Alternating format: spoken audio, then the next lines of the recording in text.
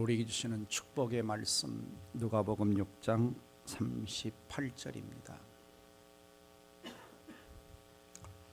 항상 누룩38 그럽니다. 누룩38 축복의 말씀 누룩38 같이 읽습니다. 시작. 주라 그리하면 너희에게 줄 것이니 곧 후이되어 누르고 흔들어 넘치도록 하여 너희에게 안겨주리라. 너희가 헤아리는 그 헤아림으로 너희도 헤아림을 도로 받을 것이니라. 아멘. 지난주에는 성경적으로 물질 축복 받는 원리에 대해서 배웠습니다. 첫째는 물질 축복은 하나님이 주신다, 물질에 주는 하나님이다라고 하는 철저한 신앙이 필요합니다. 두 번째는 말씀에 순종하는 자에게 복을 주시고, 세 번째는 잠언에 나오는 일반 축복의 원리처럼 최선을 다해 일하고 부지런히 하라는 것입니다. 네 번째는 물질 축복의 비결을 성공자들로부터, 성경에 나오는 성공자들도 있고 또 세상 일반 원리 가운데 세상에 복을 받는 자들이 있습니다. 그래서 우리는 책을 좀 많이 읽고 공부를 좀 많이 해야 된다라고 말씀을 드렸습니다. 다섯 번째는 11조 생활을 통해 물질 축복을 체험하라라는 말씀을 배웠습니다. 자, 우리는 성경을 보면 하나님이 물질 축복을 주실 때 두 가지로 주십니다. 하나는 성경의 원리를 따라 살아갈 때 받는 축복의 원리가 있고, 내가 두 번째는 받은 축복을 또 흘려보낼 때, 다른 사람에게 베풀 때 또 나에게 하나님이 물질 축복을 주신다라고 성경은 말씀하고 있습니다. 그래서 오늘은 물질 나눔을 통해서 물질 축복해 주시는 하나님을 체험하는 우리 모두가 되기를 주의 이름으로 축원합니다. 자, 어느 철학자는 인간 유형을 곤충에 비유해서 네 부류, 개미형, 매미형, 거미형, 꿀벌형.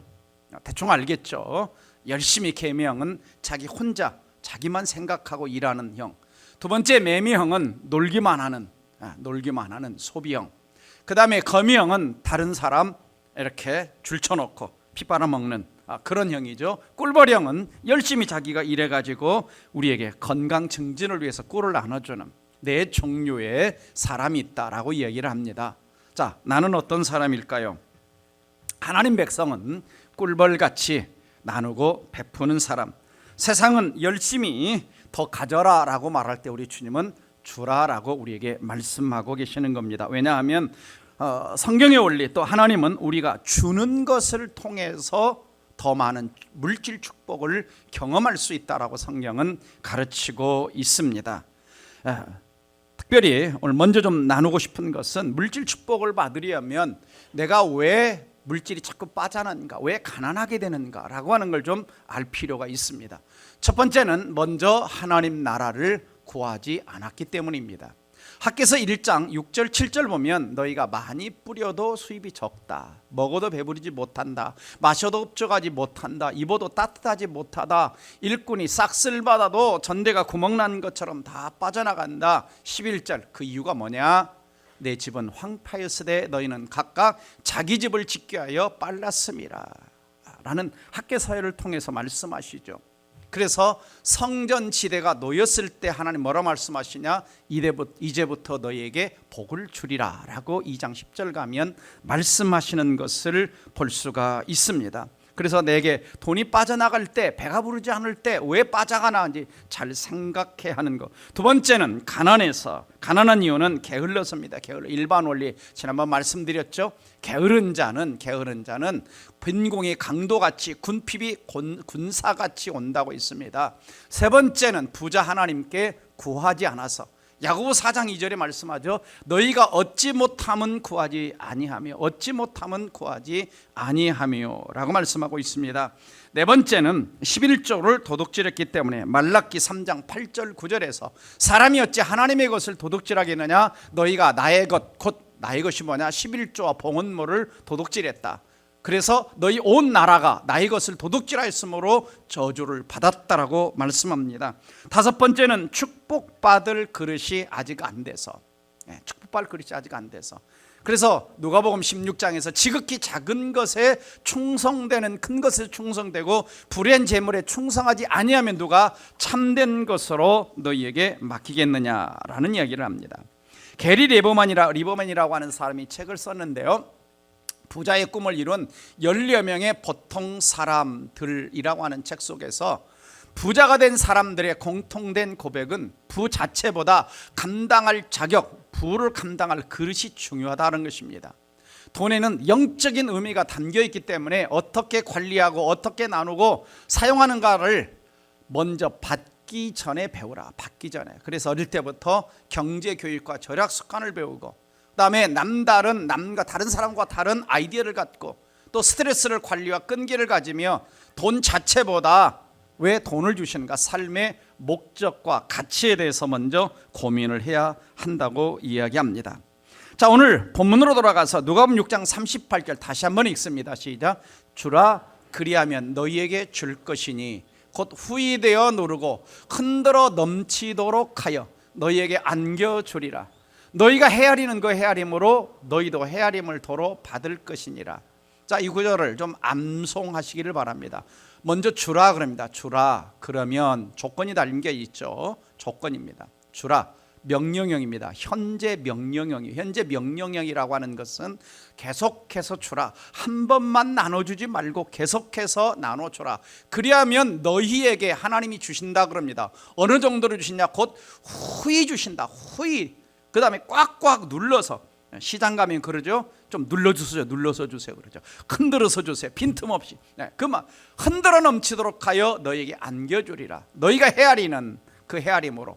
그 말은 무슨 말이냐면 너희가 다른 사람에게 주는 것을 하나님이 다 계산하고 계신다는 겁니다. 다 계산하고 계셔서 그걸 보고 하나님이 또 넘치도록 헤아림으로 하나님이 또 도로 주신다라는 말씀을 하고 있습니다.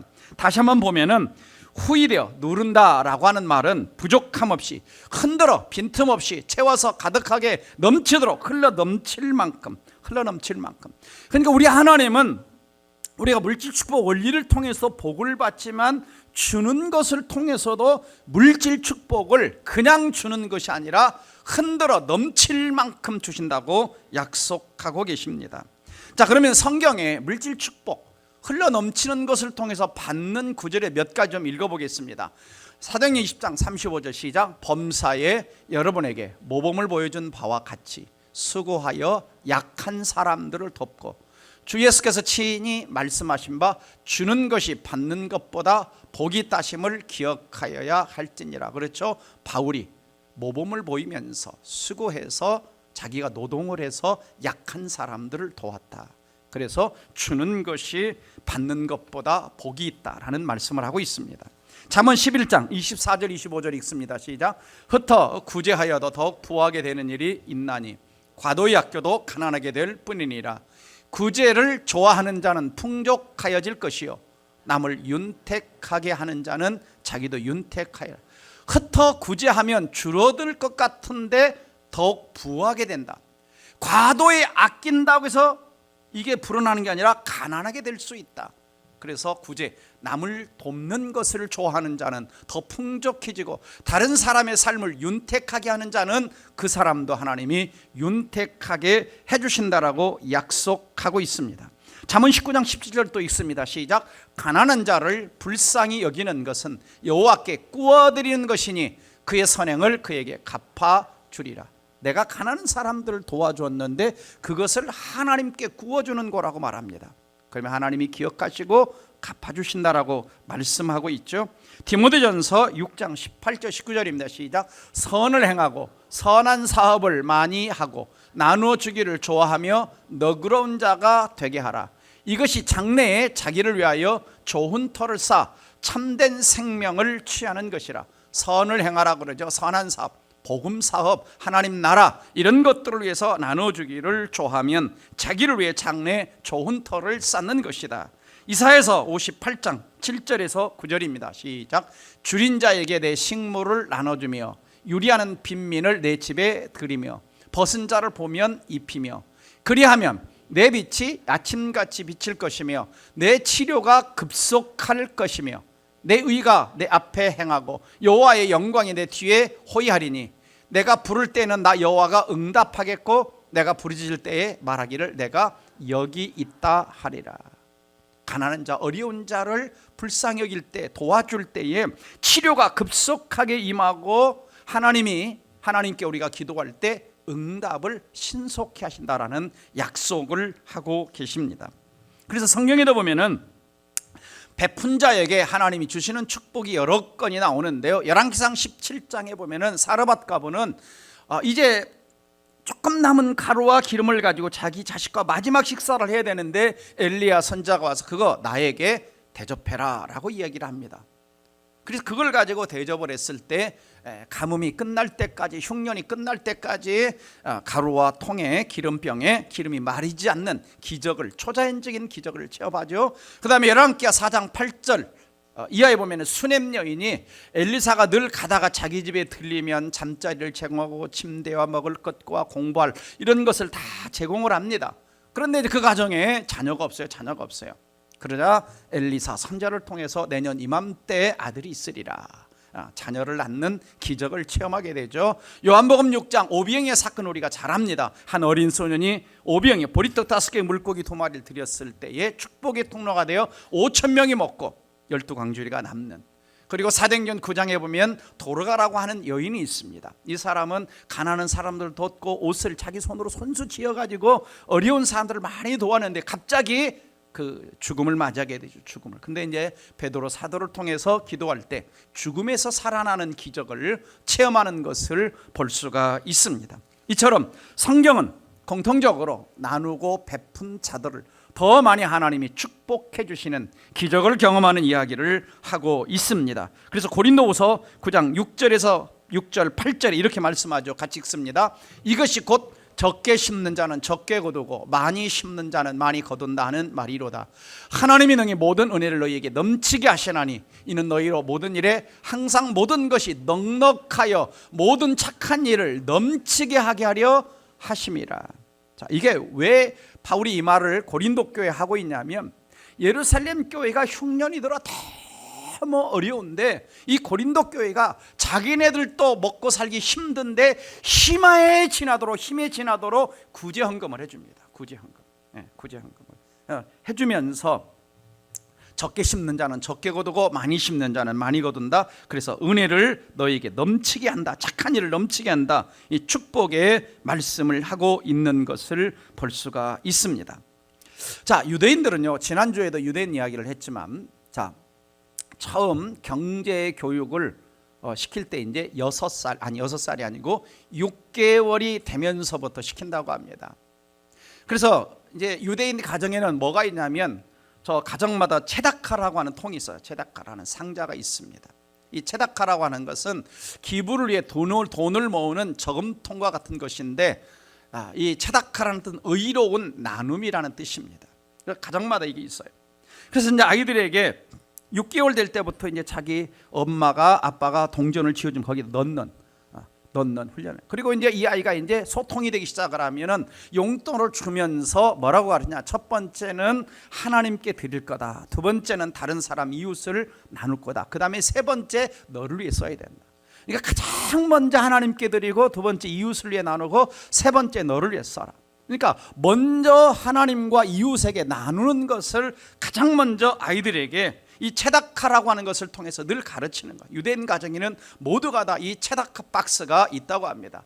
그래서 돈을 버는 법보다 먼저 돈을 나누는 법을 가르치고 하나님은 흘려보낸 사람에게 더 많은 것을 맡기신다는 것을 철저하게 가르치는 겁니다. 철저하게 가르치는 거예요. 그래서 그들은 율법이 613개가 있습니다. 율법 규칙. 근데 이런 이야기까지 아주 613개 율법을 지키는 것보다 한 번 기부하는 것이 더 낫다라고 가르칠 정도로 기부를 철저하게 자선과 기부를 어릴 때부터 가르치고 그리고 돈을 벌 때는 반드시 정직하게 벌어야 된다라고 하는 것을 철저하게 어릴 때부터 가르친다고 합니다. 그래서 유대인들의 이 체다카를 근거하는 성경 구절은 신명기 15장 8절, 7절, 8절이면 같이 읽어봅니다. 시작. 가난한 형제가 너와 함께 거주하게 된 그 가난한 형제에게 내 마음을 완악하게 하지 말며 내 손을 움켜쥐지 말고 반드시 내 손을 그에게 펴서 그에게 필요한 대로 쓸 것을 넉넉히 구워주라. 이로 말미암아 내 하나님 여호와께서 내가 하는 모든 일과 내 손이 닿는 모든 일에 내게 복을 주시리라. 잠언 19장 17절 가난한 자를 불쌍히 여기는 것은 여호와께 구워드리는 것이니 그의 선행을 그에게 갚아주리라. 최다가 성경 구절이죠. 그래서 어려운 사람들이 있을 때는 움켜쥐지 말고 펴서 나눠주라라고 하는 것을 어릴 때부터 갓난아기 시절부터 유대인들은 배우는 겁니다. 그리고 율법에서도 가난한 사람들을 위한 제2의 11조를 성경은 가르치고 있습니다. 신명기 14장 28, 29절 같이 읽습니다. 시작. 매 3년 끝에 그의 소산의 10분의 1을 다 내어 내 성읍에 저축하여 너희 중에 분깃이나 기업이 없는 레위인과 내 성중에 거류하는 객과 고아와 과부들이 와서 먹고 배부르게 하라. 그리하면 내 하나님 여호와께서 내 손으로 하는 범사에 내게 복을 주시리라. 그러니까 유대인들은 11조만 드리는 것이 아니라 3년마다 가난한 사람들을 위하여 11조를 드리는 3년마다. 그러니까 우리로 좀 따지자면 한 달에 30일 가운데 하루 생활비 정도는 가난한 사람들을 위해서 써라라고 하는 겁니다. 쉽게 말하면 가난한 사람들을 위해서 써라라고 하는 것이죠. 그래서 유대인들은 부자가 된 중요한 이유가 뭐냐? 돈을 모으는 법보다 돈을 흘려보내는 법을 먼저 배웠다. 그래서 유대인들은 철저하게 11조 체다카 훈련 공동체 나눔을 가르치면서 돈은 흐르는 것이라고 생각을 하는 겁니다. 또 탈무드에도 구제는 재산을 줄이지 않는다. 돈은 바다의 물과 같다. 흘러야 깨끗하다라고 하는 것을 그들은 철저하게 가르칩니다. 특별히 이스라엘 땅에 가면 두 개의 바다가 있는데 갈릴리 바다와 사해 바다가 있습니다. 갈릴리 바다는 위에 헐문산으로부터 물이 흘러 들어와서 각종 물고기들이 생물들이 이렇게 살고 있습니다. 그리고 이제 이 물을 요단강을 통해서 흘려서 사해 바다로 흘려보내는데 사해 바다는 그 밑으로 흘러가는 물이 없어요. 사해 바다는 그냥 받아들이기만 합니다. 받아들이기만 해요. 그래서 사해 바다는 물론 하나님의 저주로 인해서 소돔과 고모라의 저주로 인해서 유황불이 내려서 망한 그곳이기도 하죠. 그래서 이제 그곳에는 전혀 생물이 하나도 살지 않습니다. 물이 들어오는데 빠져나가지가 않아요. 신기하죠. 그래서 갈릴리 바다를 생명의 바다, 그리고 사해 바다를 죽음의 바다, 말 그대로 데드시라고 부릅니다. 데드시, 죽음의 바다라. 그래서 이제 우리는 항상 갈릴리 바다처럼 흘려 보낼 때 생명을 살리는 역사가 일어나는 것입니다. 그래서 우리가 나눠주고 베풀어 주는 것은 누구를 닮아가는 거냐? 곧 하나님 아버지를 닮아가는 것이다. 요한복음 3장 16절에 하나님이 저와 여러분을 이처럼 사랑하사 독생자를 주셨다 그랬죠. 로마서 8장 32절에도 자기 아들을 아끼지 않으시고 우리 모든 사람을 위하여 내어주신 그분이 하나님께서 어찌 그 아들과 함께 다른 모든 것도 우리에게 주시는 분이시다. 그래서 우리가 누군가에게 베풀 때 우리는 성부 하나님, 아버지 하나님을 닮아가는 자가 되어지는 것입니다. 그런데 왜 사람들이 베풀지 못하는가? 첫째는 미래에 대한 불안, 두려움 때문이죠. 그러나 예수님께서 뭐라고 말씀하십니까? 무엇을 먹을까, 무엇을 입을까 염려하지 말아라. 먼저 하나님 나라와 의를 구하라고 말씀하시죠. 두 번째는 돈을 안전, 능력, 자존감, 미래로 생각하기 때문이다. 돈을 의존하는 거죠. 돈을. 예수님 말씀하시죠. 모든 삶과 탐심을 물리치라. 사람의 생명은 소유에 넉넉한 데 있지 않다라고 하는 것입니다. 세 번째는 하나님이 공급해 주실 것을 신뢰하지 못하기 때문에 오늘 말씀처럼 주라 그러면 후히 넘치도록 주신다고 했는데 이런 말씀을 신뢰하지 못하니까 나누지 못하는 것입니다. 네 번째는 유대인들처럼 주는 훈련, 베푸는 훈련을 받지 못했기 때문에. 다섯 번째는 돈은 내 돈이다, 내가 벌었다라고 하는 교만함 때문에. 그래서 지난주도 배웠지만은 신명기 8장 17절 18절에서 내 능력과 내 손의 힘으로 내가 이 재물을 얻었다 말할까 하노라 그랬어요. 매번 내 돈, 내가 번 건데 하나님이 재물을 얻을 능력을 주셔서 벌었다라고 하는 것입니다. 한동대학교 최도성 총장이 쓴 인공지능에서 전인지능으로 답하다라고 하는 저 책을 보면은 이제 이런 이야기를 하고 있습니다. 김영길 한동대학교 초대 총장이 그 학교 학생들에게 어떤 표를 가르쳤냐?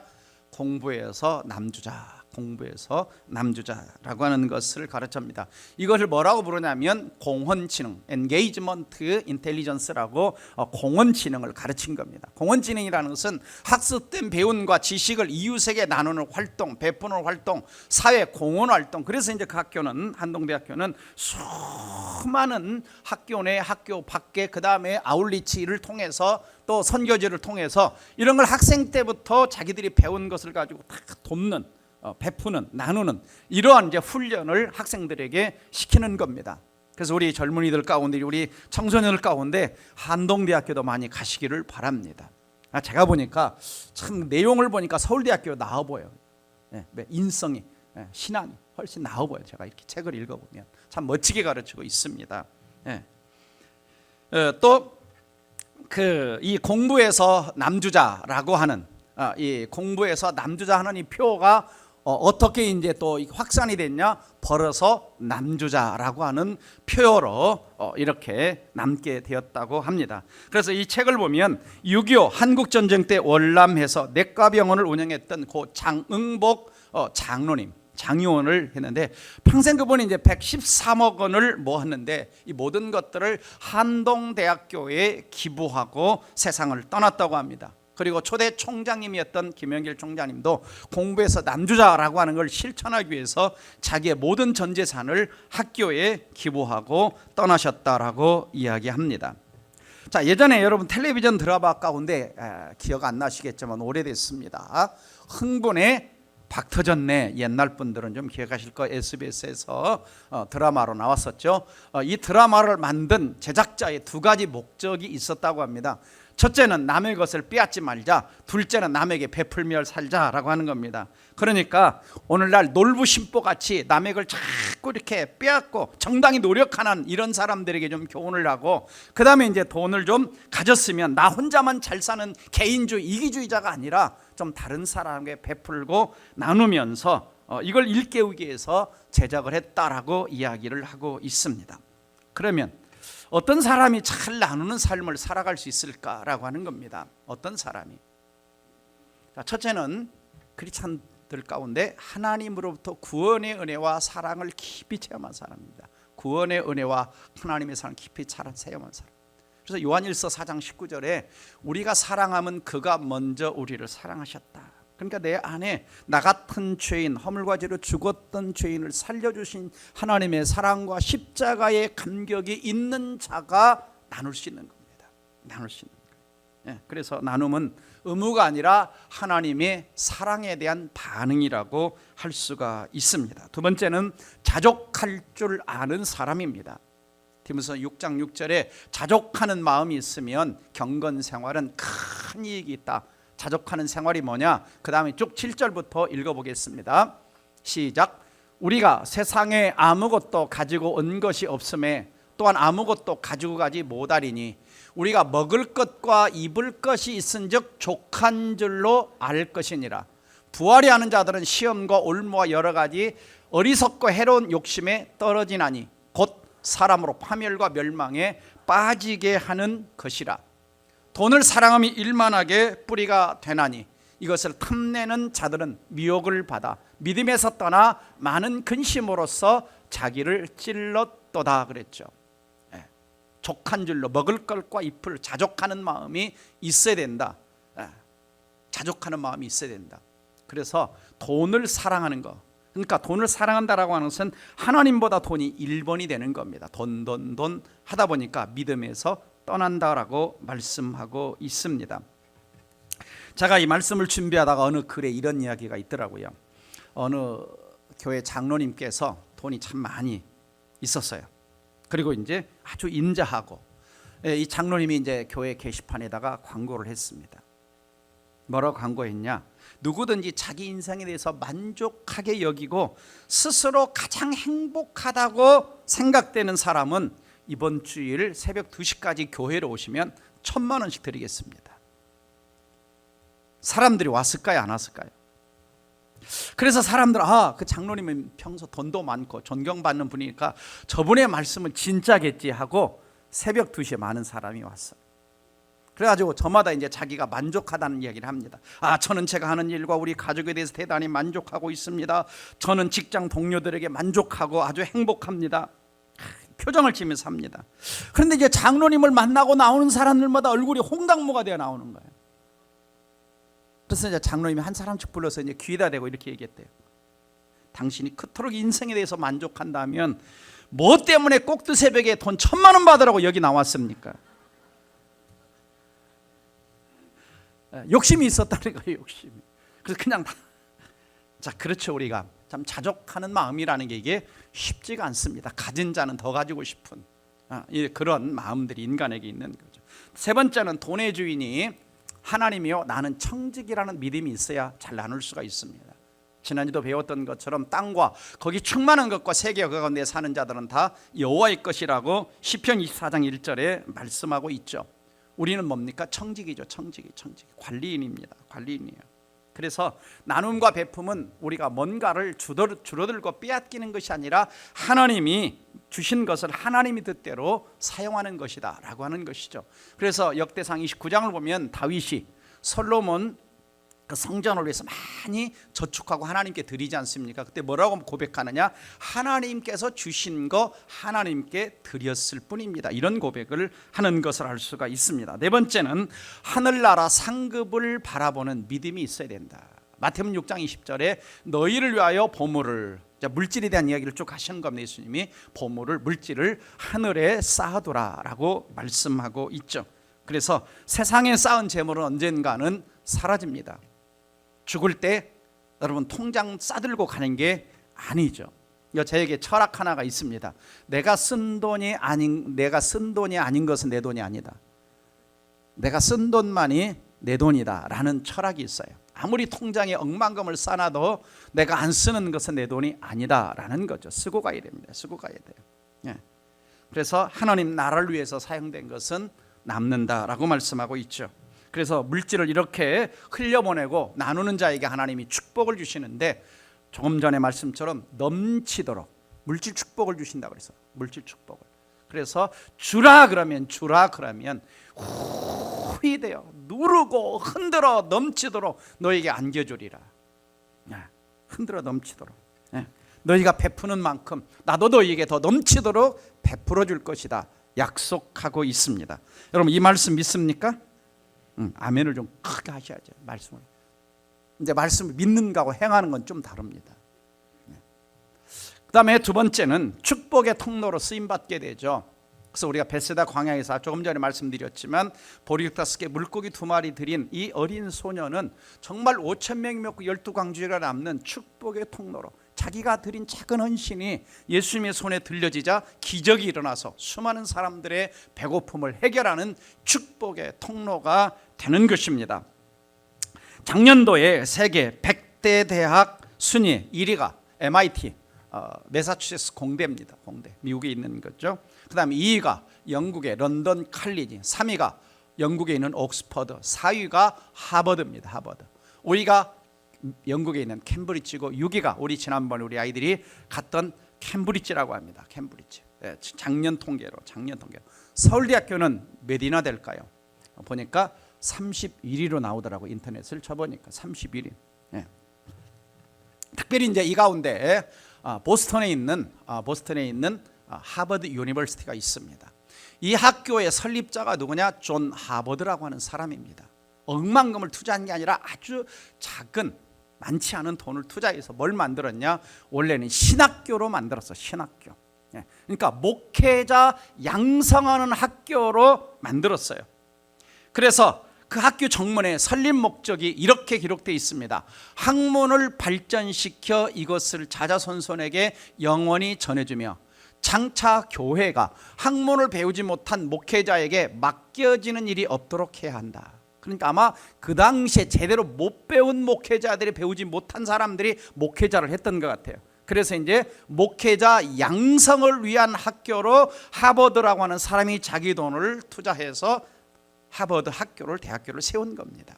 근데 이것이 이제 크게 발전해서 세계 탑 안에 들어가는 그런 학교가 되었고, 수많은 미국의 대통령과 그리고 가장 많은 노벨상 수상자를 배출한 대학이 바로 하버드 대학교입니다. 160명 이상의 노벨상 수상자를 배출한 거죠.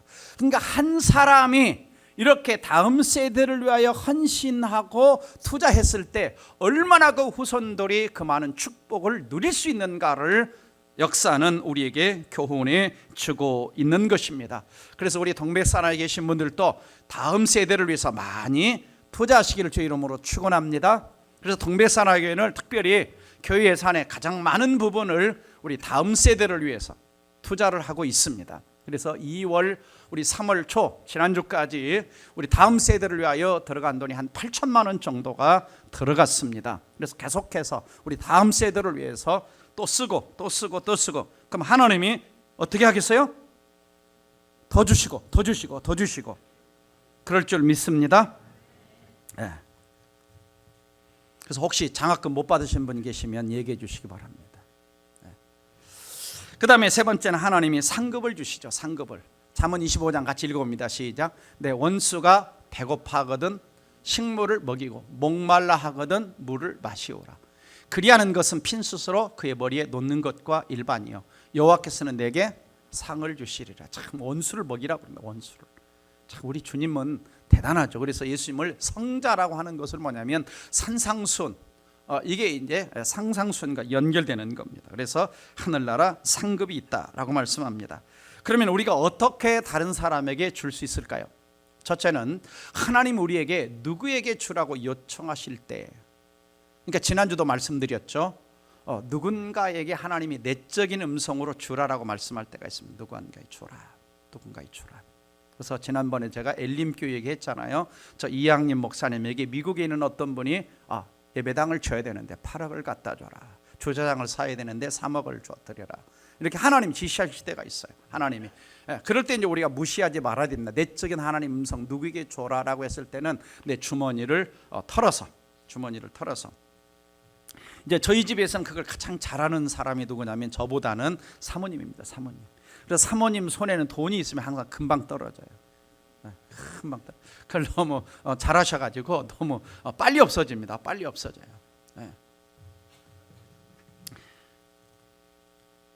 그래서 이제 이것을 뭐라고 하냐면 심는다 그러는데, 심는 겁니다. 심는 거. 그래서 하늘은행에 저축하는 거라서 이렇게 하나님의 음성을 들릴 땐 반드시 거기에 대해서 하나님이 갚아주시고 채워주신다. 두 번째는 우리가 계속 말씀을 들었잖아요. 선하고 착한 마음으로 그냥 주는 겁니다. 하나님 말씀에 따라 순종하는 거예요. 왜? 나누라 그랬잖아요. 주라 그랬잖아요. 그래서 나눌 때 그냥 주는 거예요. 그래서 저 사람이 언젠가 나에게 갚겠지 이게 아니라 그냥 베풀면 하나님의 사랑이 나를 통해서 뭐 하게 되느냐? 흘러가는 것입니다. 그래서 우리는 교회 공동체 안에 어디에 어려운 사람이 있나 이렇게 좀 찾으시고, 그다음에 가끔은 목사님 누구 도울 사람이 있습니까? 이렇게 좀 와서 물어보시기를 주의 이름으로 축원합니다.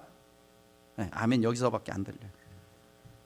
자, 그래서 우리는 구체적으로 어떻게 베푸는 실천할 수 있는가? 11조 생활을 가장 먼저 회복하는 겁니다. 왜? 11조 생활을 못하는 사람은 나누고 베푸는 게 더 어렵습니다. 왜? 물질의 주인인 하나님의 주권을 인정하는 훈련이 안 되는데 그걸 나누기가 더 어렵죠. 두 번째는 구제헌금입니다. 하나님의 마음을 체험하는 거죠. 그래서 구제헌금할 때 어려운 사람을 생각하는 겁니다. 그래서 유대인들은 적어도 하루 정도, 한 달에 하루 정도는 구제를 하는 거죠. 하루 정도. 그래서 우리는 구제헌금.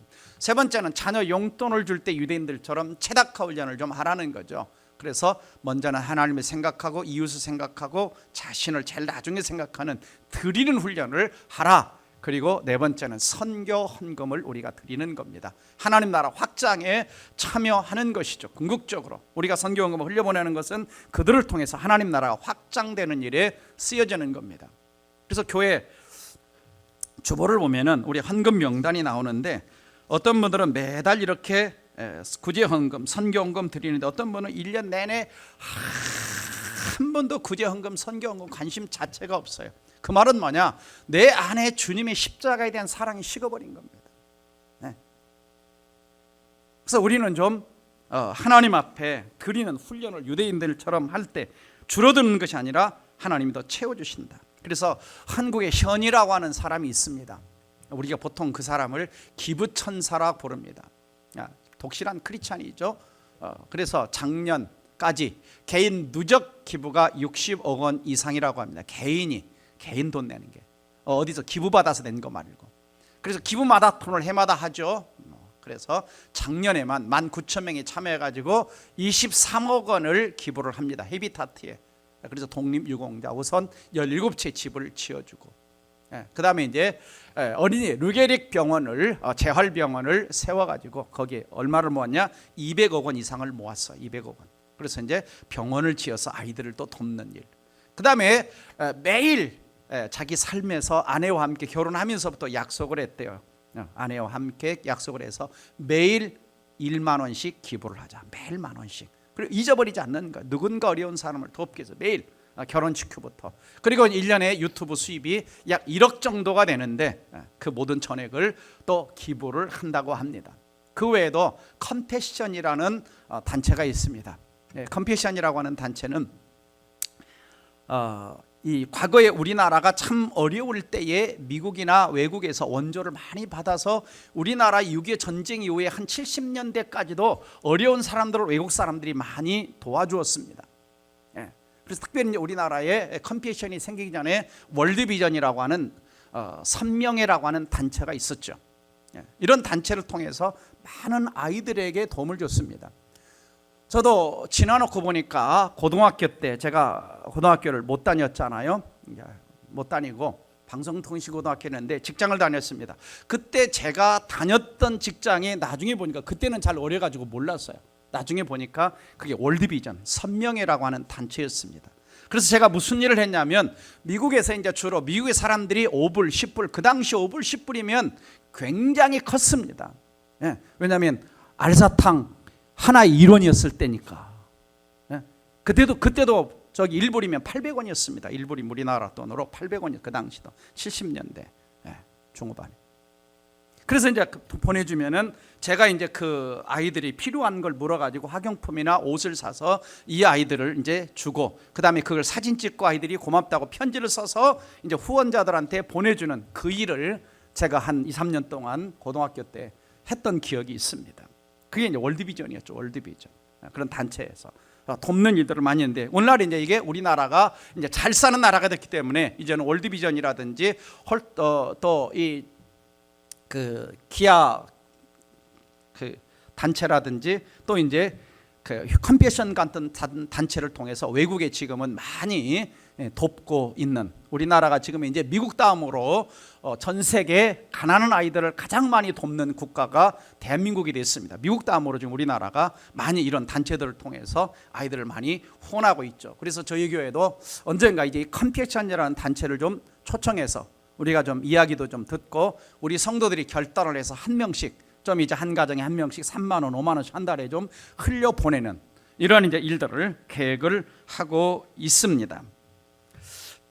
전에 5월 달에 와서 말씀을 우리에게 전해줬던 최윤식 박사가 쓴 책 가운데 부의 사명이라고 하는 책이 있습니다. 그래서 이 책의 부제는 뭐냐? 성도의 부는 어디를 향해 가야 되는가? 이제 이것은 기독교인들을 향해 쓴 책이에요. 기독교 몇십 권의 책 중에서. 그래서 첫 번째 부의 사명이 어디로 가냐? 첫째는 하나님의 원칙을 따라서 근검절약을 해야 된다. 크리스찬들은. 두 번째는 지혜로운 청지기 재투자를 해야 된다. 지혜로운. 그러니까 그래서 잉여 재물을 남겨야 된다는. 그래서 저 책 속에는 크리스찬들이 어떻게 잉여 재물을 가지고 부를 투자할 것인가라는 이야기를 하고 있습니다. 지난번에 우리 5월달에 왔을 때도 ETF 500에 대해서 강의를 한 적이 있죠. 주식에 대한 강의를 하지 않았습니까? 그래서 이번에 이제 유튜브를 통해서 유료 강좌도 합니다. 그래서 전 세계 주식시장을 알고 이런 것들이 이제 가르치는 그런 일들도 따로 그분이 하고 있죠. 세 번째는 하나님이 원하시는 것, 교회에서 영혼구원이라든지 사회 약자를 도움하는 그 잉여 재물을 나누라. 이게 이제 성도에게 주어진 부의 사명이다라는 이야기를 하고 있습니다.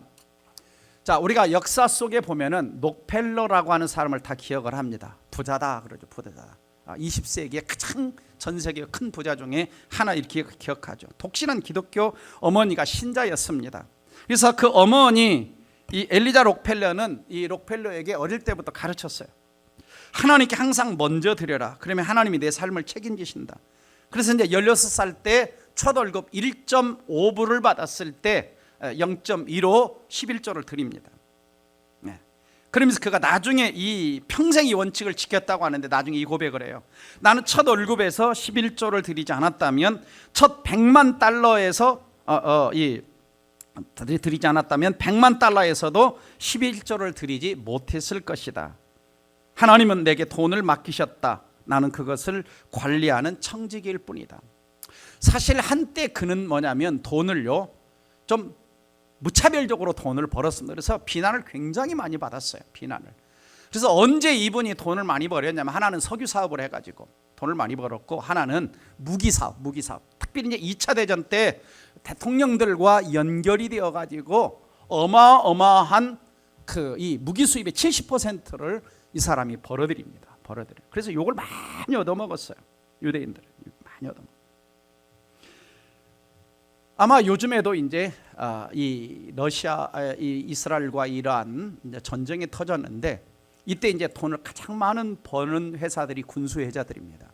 군수회사들이고 우리나라 같은 경우도 지금 이제 현대 로뎀이나 에어로스페이스라든지 이런 한화에 이런 이제 무기 회사들이 주식이 천정부지로 이렇게 뛰고 있지 않습니까? 이런 때가 되면 이제 록펠러도 이제 그럴 때 돈을 굉장히 많이 벌어 욕도 많이 얻어먹었어요. 근데 이제 이 사람이 59살이 됐을 때 병원에 갔는데 당신 얼마 못 살 거다. 위궤양이고 병도 있고 해서 얼마 못 살 거다. 그래서 충격을 받습니다. 그런데 어느 날 이제 병원에 갔는데 어떤 한 소녀가 수술을 받아야 되는데 너무 안타까워 수술을 못 받고 쫓겨나는 장면을 보고는 그 병원 관계자에게 이렇게 말하죠. 내가 돈을 다 댈 테니까 이 아이의 수술을 해주시오. 해가지고 돈을 다 대줍니다. 그리고 이 아이가 어린 소녀가 수술을 잘 받아요. 그때 자기는 평생 느껴보지 못했던 이런 이야기를 합니다. 오늘 나는 엄청난 돈을 번 것보다 더 큰 기쁨을 경험했다. 사람의 살리는 일에 돈이 쓰일 때 그 어떤 사업 성공보다 큰 기쁨을 느꼈다라고 이야기를 합니다. 그때부터 이분이 이제 사업을 착 무적적으로 돈 버는 삶에서 이제는 뭐 하니까 기부하는 삶으로 완전히 삶을 바꿔요. 그리고 이제 번 돈을 기부하기 시작을 하죠.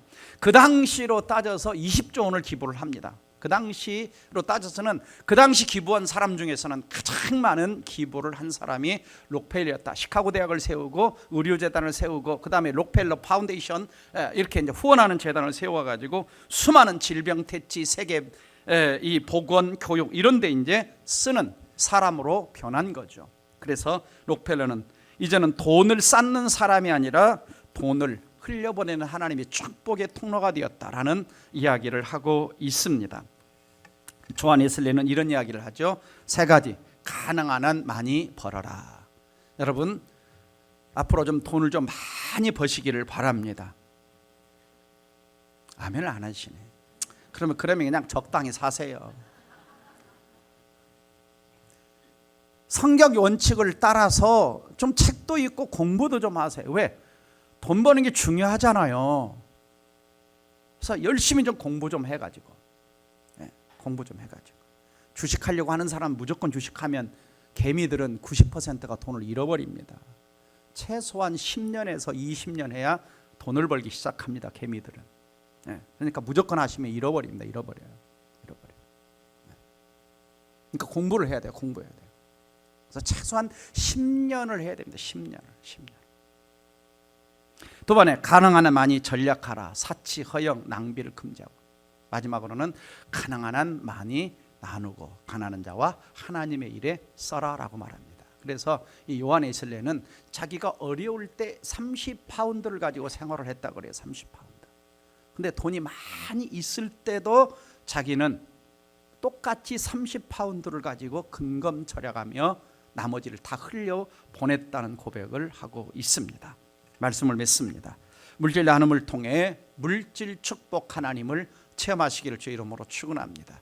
그래서 하나님은 주는 자에게 줄어드는 것이 아니라 더 넘치도록 채워주시고 주는 자는 축복의 통로로 쓰임받고 그리고 나뿐만 아니라 후손에게 하나님의 축복이 흘러가는 걸 나를 사랑하고 내 계명을 지키는 자에게는 천대까지 복을 주신다고 약속하고 있습니다. 기도하겠습니다. 사랑하는 성도 여러분, 예수 믿는 사람은 부를 세상 안 믿는 사람들에게 다 빼앗겨서는 안 됩니다. 예수 믿는 사람들이 하나님 방법으로 해서 부를 얻어야 됩니다. 세상 안 믿는 사람들은 돈을 벌려고 새아홉의 프로젝트 할 때마다 무당, 미신 불러서 묻습니다.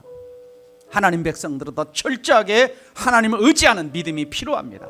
그러면 하나님은 자기 백성을 쓰시려고 하나님이 복을 주시는 겁니다. 그리고 하나님은 또 흘려보내는 자에게 흔들어 후이되어 넘치도록 주신다고 약속하고 있습니다. 하나님, 이제 내 인생이 움켜쥐는 삶이 아니라 하나님께 드리고 흘려보내는 인생이 되게 하여 주셔서 더 복된, 더 많은 축복을 누리는 간증 있는 신앙생활 하게 해달라고 말씀 붙들고 통성으로 기도합니다. 다 함께 기도하겠습니다.